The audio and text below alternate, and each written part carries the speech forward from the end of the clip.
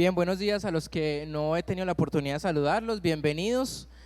Como siempre lo digo, me da mucha alegría el que haya tomado la decisión de venir en esta mañana y juntos orar a las 9:30, luego tuvimos nuestro tiempo de fundamentos, luego tuvimos nuestro tiempo de alabanza, de oración juntos, hoy celebramos la Cena del Señor, que es nuestro primer día del mes, y ahora juntos reflexionar en las Escrituras.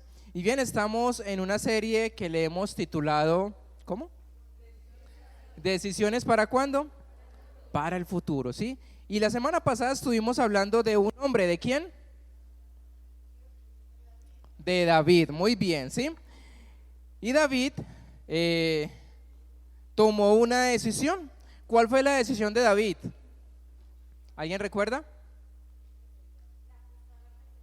Buscar la presencia de Dios, ¿cierto? ¿Sí?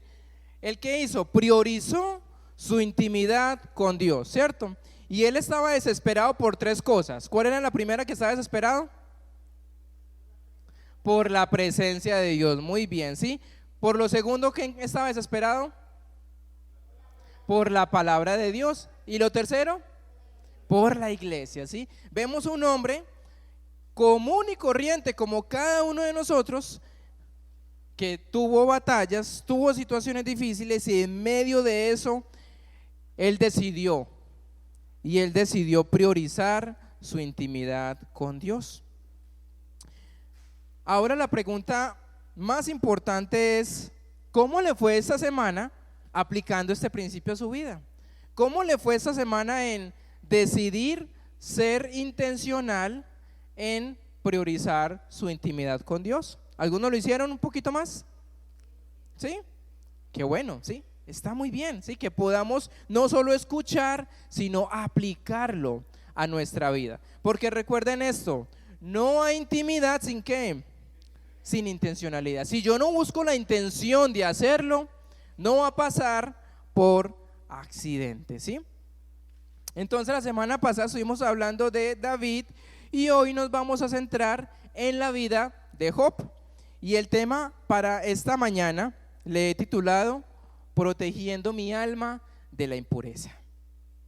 Y es un tema bastante difícil de predicar, porque toca fibras. Y yo quiero que oremos en esta mañana, que Dios nos dé sabiduría para poder escuchar su mensaje, para poder interiorizarlo, y que me dé Dios la sabiduría a través de su Espíritu Santo para poderles comunicar de la mejor manera. Padre, gracias te damos en este momento. Señor, oramos por este mensaje que tú quieres que sea expuesto en esta mañana. Dame un corazón, Señor, donde pueda enseñar con claridad, pueda enseñar, Señor, y pueda llegar a cada corazón que necesite en esta mañana este mensaje.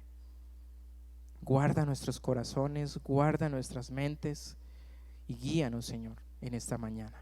En el nombre de Jesús oramos. Amén. ¿Y por qué hablar de este tema?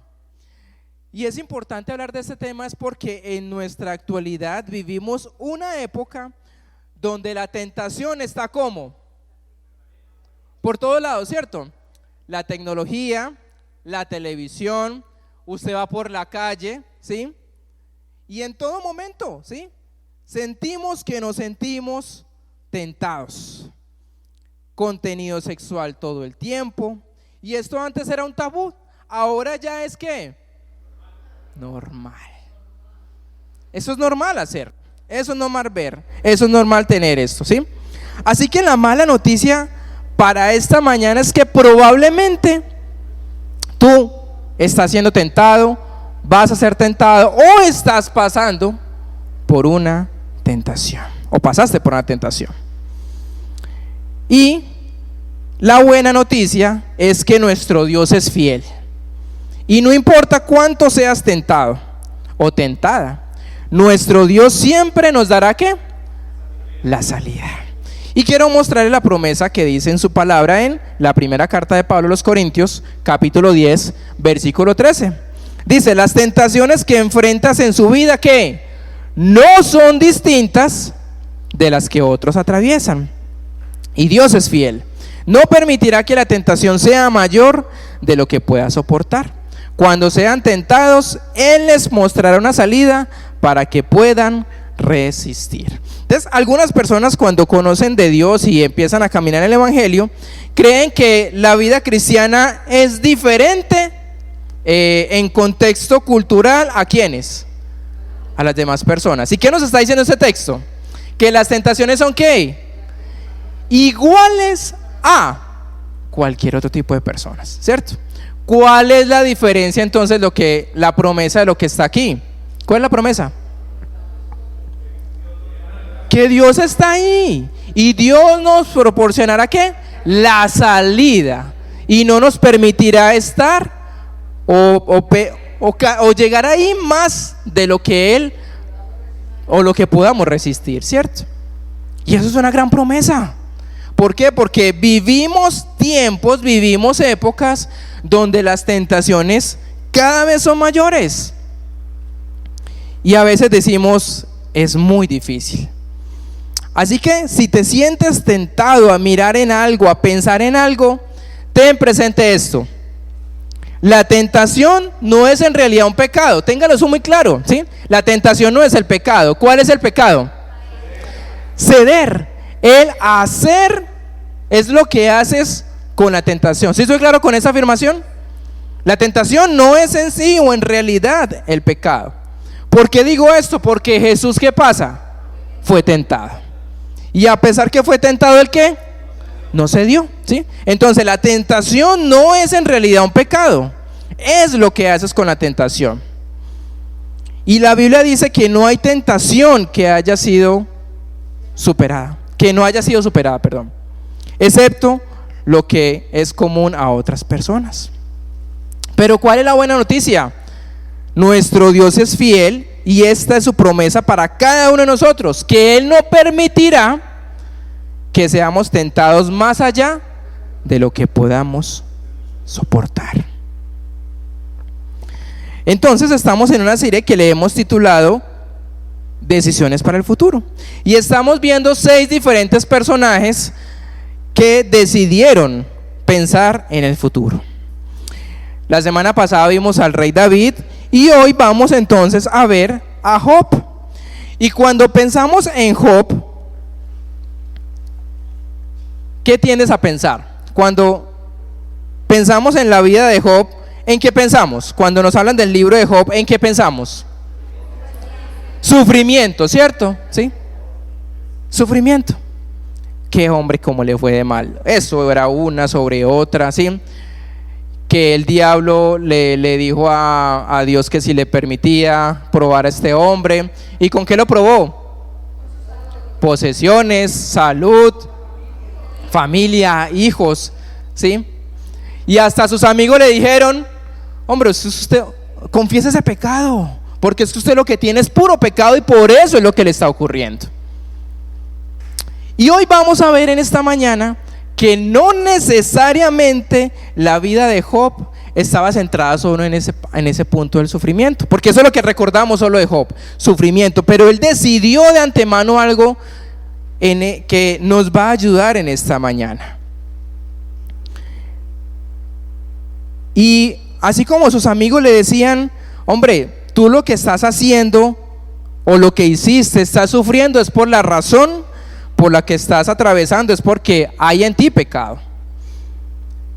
Y Job les dice, se equivocan.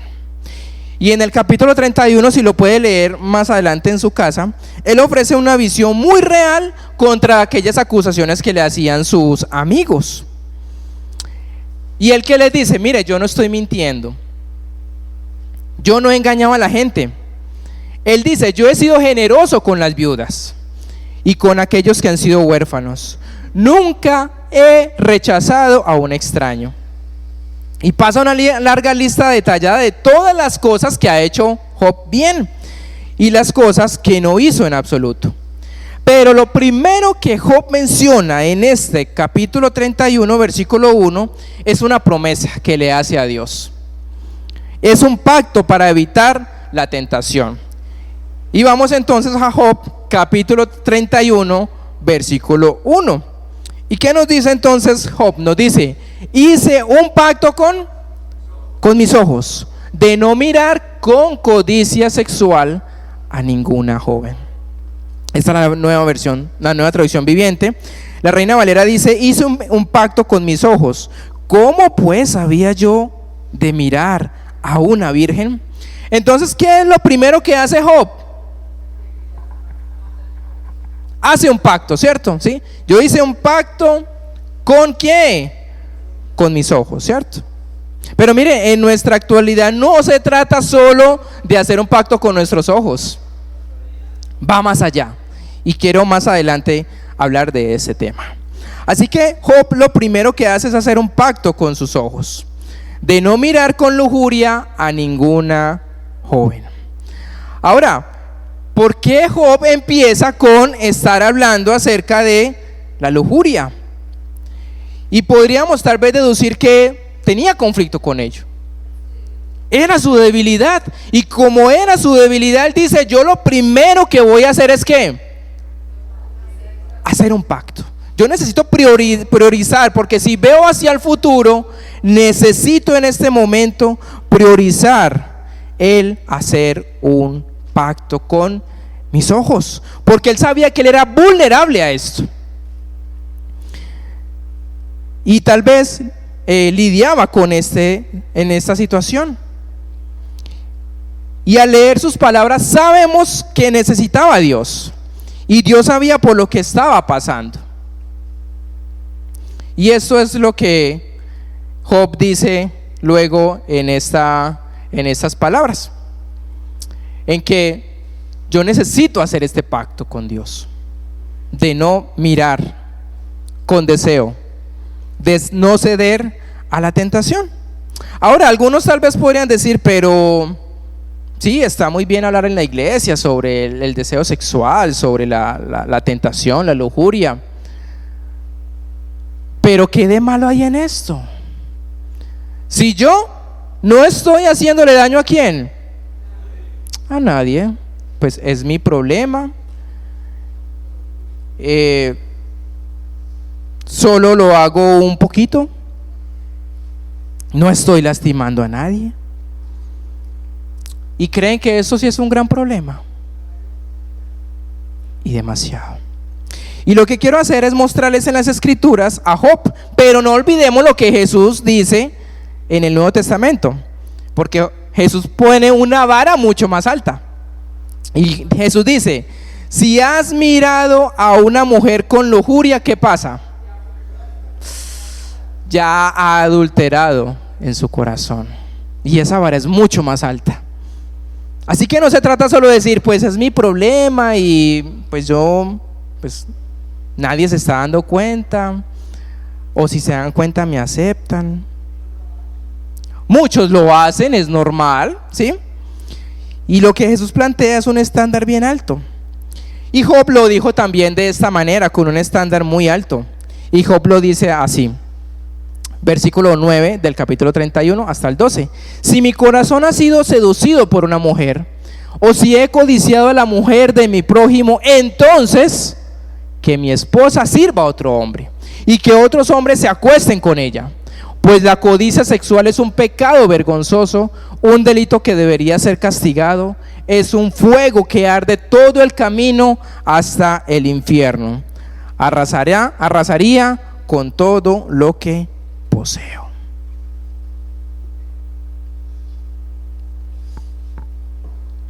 Fuertes esas palabras de Job. Dice, si yo he hecho esto, doy libertad a que mi mujer o los hombres que quieran estar con ella puedan estar, porque están en el mismo derecho. Si yo he sido parte de ceder a la tentación. Y Job dice, si me entregara mis deseos lujuriosos, acabaría con todo lo que poseo, acabaría con todo lo que tengo. Job está diciendo, si yo me rindo a esto, mi vida perdería por completo. Entonces, ¿qué hizo Job? Antes que ocurriera eso, decidió de antemano pensar en ¿qué? En su futuro. Y quiero animarles también a que pensemos en nuestro futuro. Solo piensa en el futuro si tú no llegas a controlar esto. ¿Qué pasaría si esto se sale de control? Tal vez puedes decir, no, yo lo tengo controlado y no tengo ningún problema con esto. Pero que si esto se sale de control,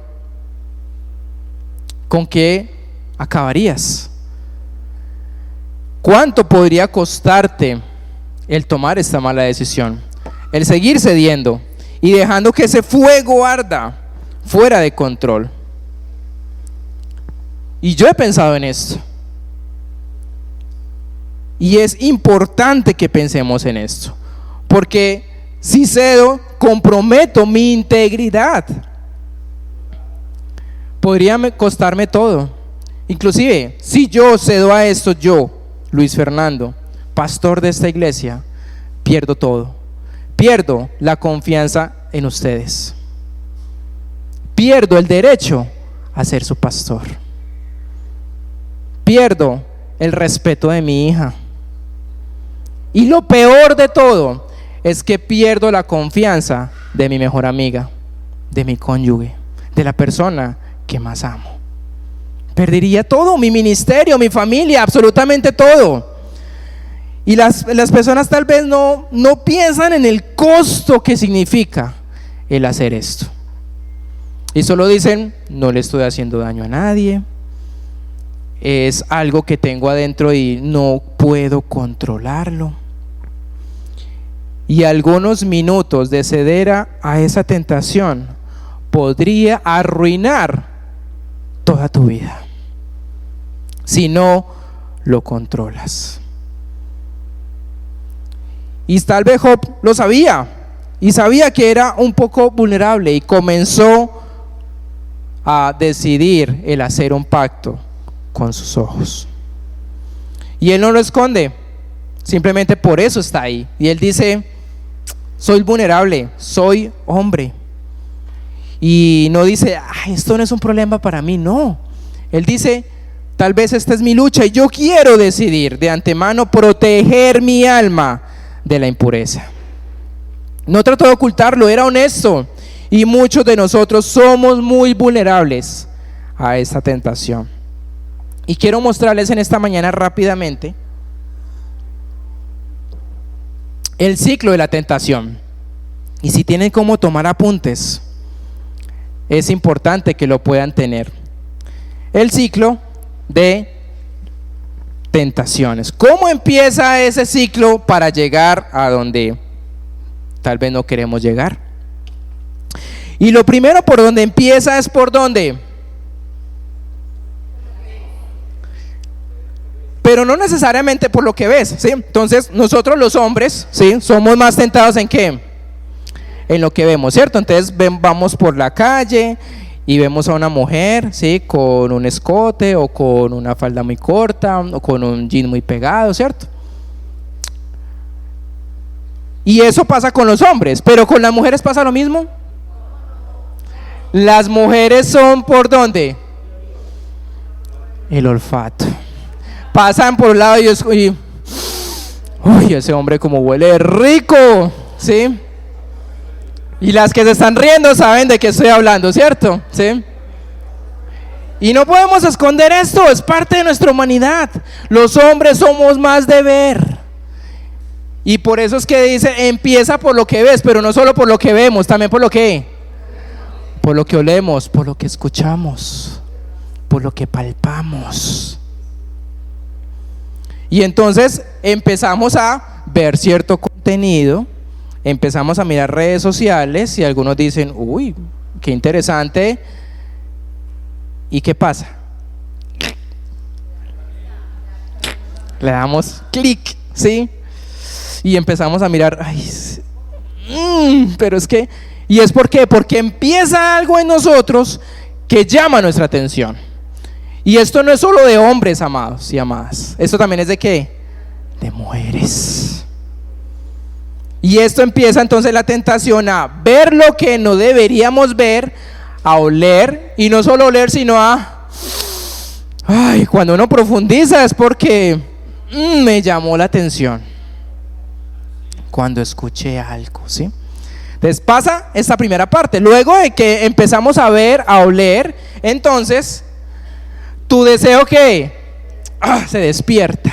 Hay algo en nosotros como que, venga, ¿qué es esto que estoy viendo que me llama la atención? ¿Sí? Vi una mujer, ¿sí? Con un jean muy apretado, un leggings o algo, y llamó mi atención, ¿sí? O vi a un hombre, ¿sí? que huele muy rico, y luego volteó, uy, qué musculoso, y qué buen parecido, buen corte, ¿sí? Buena barba. Y entonces el deseo, ¿qué pasa? Se despierta. Y miren, nosotros entramos en ese momento, que es la tercera parte, que me parece muy teso, y es que tu cerebro intenta racionalizar tu deseo. ¿Y por qué no mirarla? ¿Y por qué no, no leerlo? Es que huele demasiado rico, ¿sí? Y empieza tu cerebro a decir, yo quiero acercarme más a esa persona. De pronto puede ser un compañero o una compañera de trabajo. Empiezas a acercarte más a esa persona, o una persona de la iglesia, ¿sí? A quererla saludar un poco más apretadito, ¿sí? Y empieza el cerebro ¿a qué? A racionalizar ese deseo. ¿Por qué no hacerlo? ¿Sí? Y mire, amados y amadas, esto ocurre tan en nuestros tiempos que la gente dice, es que no es culpa mía. ¿La culpa es de quién? De esa mujer que se viste descaradamente, de ese hombre que va al gimnasio y muestra sus músculos, que huele tan rico. O sea, si huele horrible, pues sería mejor, porque yo no sería la tentación. Pero por lo general entramos a razonar ese deseo y a justificar lo que estamos haciendo. Pues es que mi pareja, es que no me están prestando atención, pero es que esto, aquello, empezamos nuestro cerebro a querer justificar que eso está, ¿qué? Bien, pues estoy viendo redes sociales, estoy aburrido en la casa y pues, ¿por qué no hacerlo? Y si no paramos acá, sí, porque eso es los primeros tres es, todavía estamos allí, ¿cierto? ¿Cuál es el primero? Ver, oler, ¿cierto? Oler más de lo que debíamos. 2, el deseo se despierta. Y número 3, el cerebro empieza a justificar, digámoslo de esa manera, ¿cierto? Empieza a justificar que eso no está tan malo. ¿Y por qué no hacerlo? Y si no trabajas en esto, si no rompes este ciclo, lo que sucede es esto. ¿Caes en qué? Cedes a la tentación. Y si no te detienes, y si no detienes intencionalmente este ciclo, entonces vas a ceder. Harás clic en ese sitio web, mirarás el video, mirarás con más detenimiento a esa persona. Y luego, una vez que haces esto, la siguiente parte del ciclo, ¿cuál cree que es?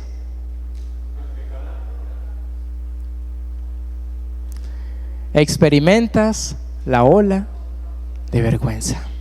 Especialmente si eres cristiano, ¿no? Porque empiezas a decir, ay, yo por qué le di clic, yo por qué miré de más, por qué hice esto. ¿Y cómo nos sentimos? Mal. Y miren lo interesante que el enemigo hace en nosotros. Primero, minimiza la situación. Ay, eso no está tan malo, ¿sí? Pues, todo el mundo lo hace, eso es normal, ¿sí? Pero cuando ya llegamos a hacer la tentación, ¿qué dice? Usted sí es muy malo, Dios no lo va a perdonar, usted es un descarado, ¿cómo es que hace eso? Y eso que se llama cristiano. Primero minimiza y luego ¿qué? Maximiza, amplía para hacerte sentir como culpable. Y que no se te ocurra ni siquiera ir a Dios, porque qué vergüenza ir a Dios. Y esto puede ser bastante confuso, porque hay una parte de ti que sabes que no lo quieres hacer, pero hay otra que anhelas y que tal vez disfrutas. pero también te sientes avergonzado, avergonzada, sucio, sucia, culpable. Y si somos cristianos, ¿qué hacemos entonces? Y el diablo está diciendo ahí, pero no le vaya a decir a nadie, porque si se dieran cuenta lo que es usted. ¿Y qué hacemos nosotros entonces? Ocultarlo. Ay, que mi esposa no se dé cuenta que yo miré un poquito de más a cierta persona que pasó de lado. Y tienes que mantener entonces esto en secreto, porque si lo saben dirán, uy, no, si esto es esta persona que va a la iglesia, si esto es el pastor, ¿cómo serán las otras personas? Y no van a confiar en ti y Dios no te podrá usar. Y este es un gran problema cuando lo mantienes en secreto, porque el pecado crece mejor ¿en dónde? En lo oculto, en la oscuridad. Y así te das cuenta de que necesitas ocultarlo. Tengo que cubrir mis huellas y borrar ese pedazo de ese momento de mi vida, y espero que nadie se dé cuenta. Y luego vas por la vida y ves que esto se va convirtiendo cada vez en algo mucho más grande. Y empiezan las batallas mentales. ¿Cómo yo estoy en una iglesia? ¿Cómo sirvo en la iglesia? Pero estoy luchando con esta situación y me da vergüenza contárselo a alguien, porque ¿qué va a pensar de mí? Y estás tratando de vivir una vida de pureza, pero hay un peso que te frena. Hay algo en tu vida que te dice que no puedes avanzar. Así que ¿cuánto te va a costar? Y cuando Job dijo que él hacía un pacto, es porque él pensaba ¿en dónde? En el futuro, de arruinar su vida. Entonces, como cristianos le decimos a Dios: Señor, yo te prometo que yo voy a parar, que yo voy a cuidar mis ojos, lo que mi nariz huele, lo que escucho, lo que tacto. Esta es la última vez. Y entonces le pides a Dios que te ayude. Y es posible que te detengas por un tiempo, pero ¿qué va a ocurrir luego? Otra vez cedemos a la tentación. Y entonces decimos: ¿y para qué entonces lucho con esto? Y lo que hacemos es ¿qué? Rendirnos. Y hasta ahí va a llegar. Así que puedes pensar en estas palabras que nos habla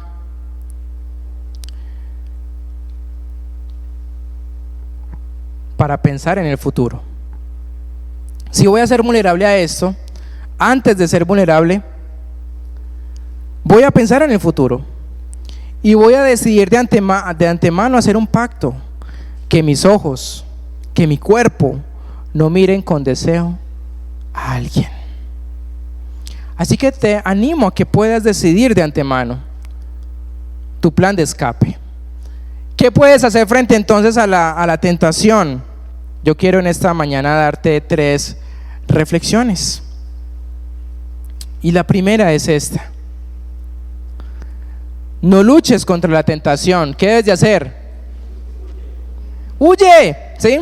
Primera de Corintios 6:18 nos dicen: huyan del pecado sexual. Ningún otro pecado afecta tanto el cuerpo como este, porque la inmoralidad sexual es un pecado contra el propio cuerpo. Y lo primero que te quiero animar en esta mañana es que no luches, porque si luchas, ¿qué va a pasar? Vas a perder. ¿Qué es mejor entonces? Ya. ¿Qué hizo José cuando llegó la esposa de Potifar? Le dijo: vea, mujer, usted está muy hermosa, racionemos esto, vea que me va a poner. No, él no se puso a hablar sobre ella. ¿Qué hizo? Salió corriendo. Y el problema de nosotros, como tratamos de racionalizar, no, pero es que esto no está tan malo, pero es que lo hice solo un momentico, pero es que nadie se está dando cuenta. Pero si sigues y sigues y sigues cediendo, va a llegar un momento en que vas a caer. Entonces, en vez de caer, ¿qué debes hacer? Huye. Huye de ese momento, ¿sí? De esa situación.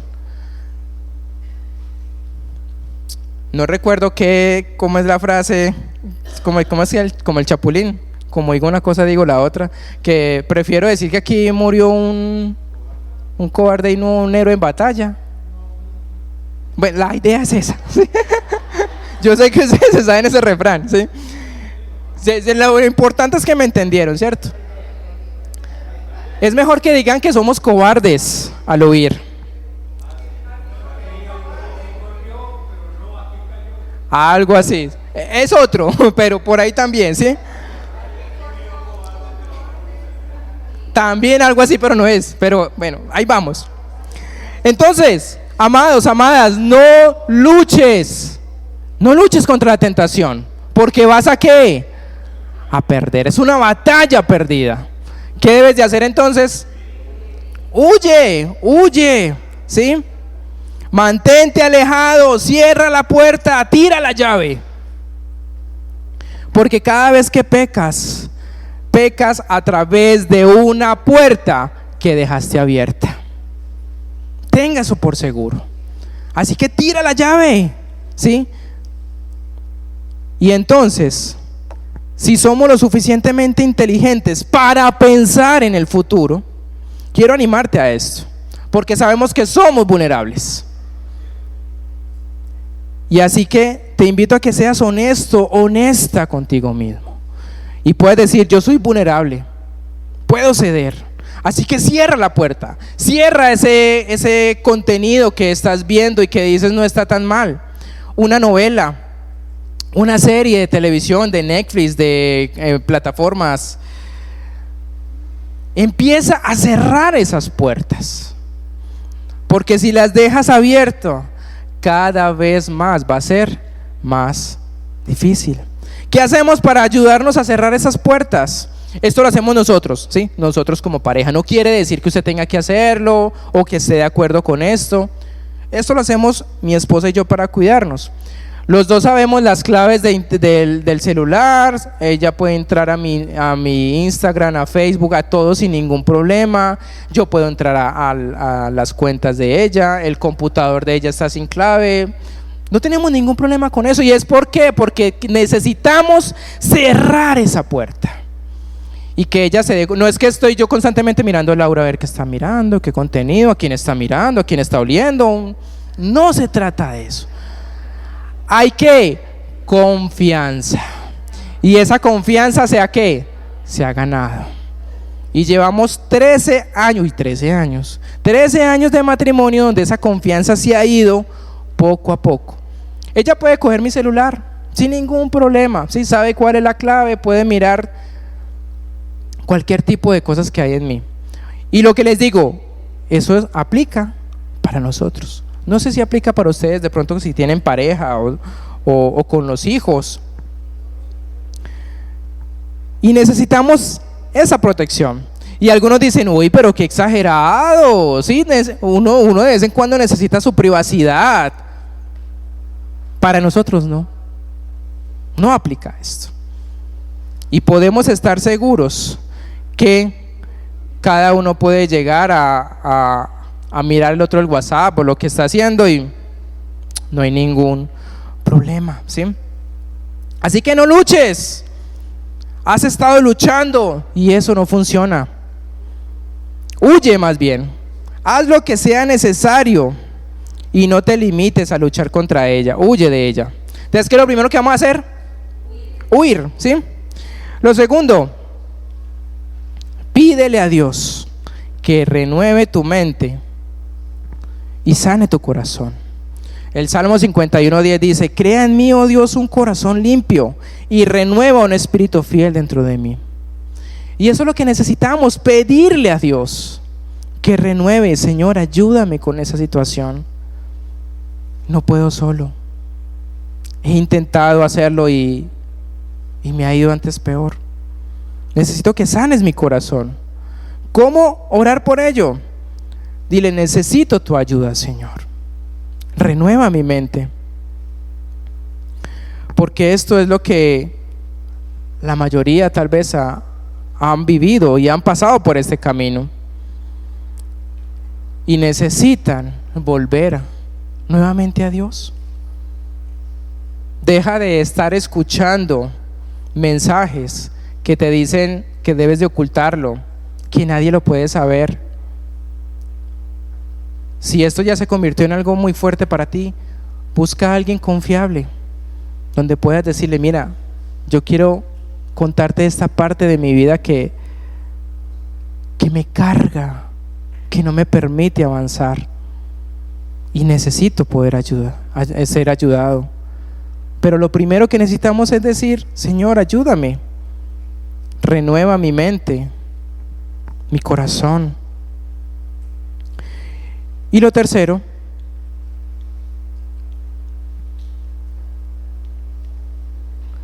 no te limites a huir de la tentación. Busca una vida con Jesús. Y esa es la mejor parte. Porque si no persigues una vida con Jesús, vas a buscar otro tipo de vida. Y cuando estamos con Jesús, cuando mi vida está llena de Jesús, ¿qué va a ocurrir? Que no voy a necesitar lo que hay a mi alrededor.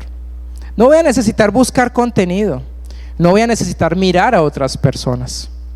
Cuando mi vida está en esa constante comunicación con Dios, no voy a darle ni tiempo ni espacio para ceder a la tentación. Y a estos que les quiero animar en esta mañana: que tu vida esté tan llena de Jesús, esté tan llena de su palabra, que no tenga ni siquiera tiempo para ceder o mirar algo que tus ojos o tu nariz quiera oler o tus manos quieran palpar. Hay un proverbio popular que dice: la pereza es la madre de todos los vicios, el aburrimiento es el padre de todos los pecados. La pereza y el aburrimiento hacen que puedas fácilmente ceder a las tentaciones.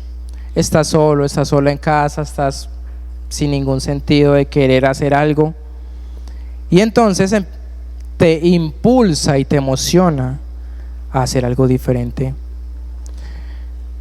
Pero no hay nada más arriesgado y emocionante que vivir diariamente con Jesús. Y cuando vives para Jesús, es que Jesús te impulsa a vivir una vida diferente. Jesús te impulsa a orar por otras personas, te impulsa a ayudar a quien lo necesite. Y no es que seamos personas perfectas cuando buscamos de Jesús, no se trata de eso. Lo que hacemos es que nuestra mente y nuestro corazón está tan llena de Jesús que no necesitamos de lo otro. Eso pasa a segundo plano. Entonces, ¿qué hizo Job?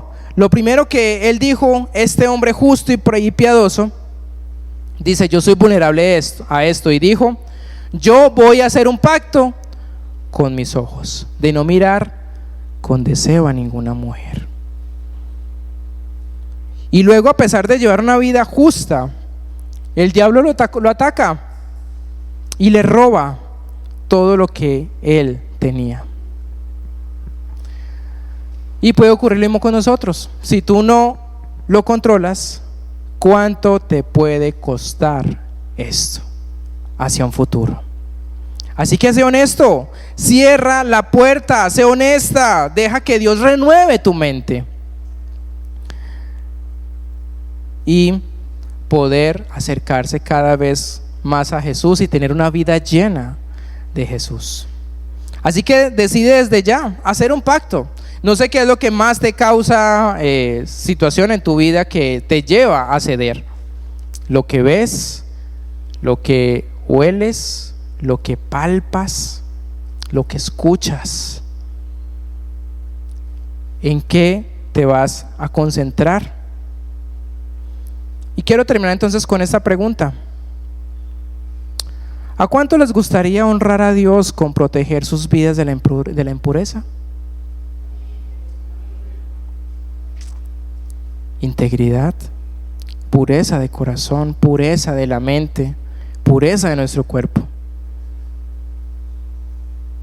Y espero que podamos todos decir en esta mañana: yo quiero hacerlo, yo necesito hacerlo, porque no quiero vivir a la misma manera como estoy viviendo y estar ocultando algo que me causa terror, el pensar si alguien se da cuenta de esto. Así que, Padre, yo en esta tarde ya te pido que tu Espíritu Santo pueda obrar en cada corazón que se siente batallando, que escuches esos gritos de corazones que desean honrarte, que desean buscar su pureza en lo que ven, en lo que sienten, en lo que escuchan, en lo que hablan. Y que hay ese deseo de ser lleno de tu presencia y que se sienten culpables y sucios por lo que han estado viviendo. Señor, danos el coraje, la valentía para aceptar que somos vulnerables, para aceptar que necesitamos ayuda, para reconocer que necesitamos de tu presencia en nuestras vidas. Y Señor, somos tentados todo el tiempo, en todo momento, y no permitas que pasemos por ese ciclo de la tentación. Cuida de nuestros ojos, cuida de nuestras manos, cuida de lo que escuchamos, lo que vemos. Te pedimos, Señor, por favor, que esos deseos puedan ser cada día frenados, cerrar esa puerta y no razonar o justificar el por qué lo hacemos, y no llegar a ese cuarto ciclo, que es ceder a la tentación, y lo quinto es sentir vergüenza. Podríamos evitarnos todo eso si estamos llenos del Espíritu Santo, si nuestra mirada, nuestros ojos están puestos en Jesús, autor y consumador de la fe, como nos dice Hebreos 12:2. Así que esta semana, Señor, te pedimos que pueda ser una semana diferente, donde a pesar que pueda ceder o pueda intentar hacerlo, voy a cerrar y voy a cuidar mi pureza, mi alma, porque la necesito. Te lo pedimos, Señor, en el nombre de Jesús. Amén. Como les decía, era un tema espinoso, un tema difícil, ¿sí? Pero espero que haya sido de gran bendición para ustedes y aplicarlo en nuestra semana, ¿cierto? Que eso es de las cosas importantes.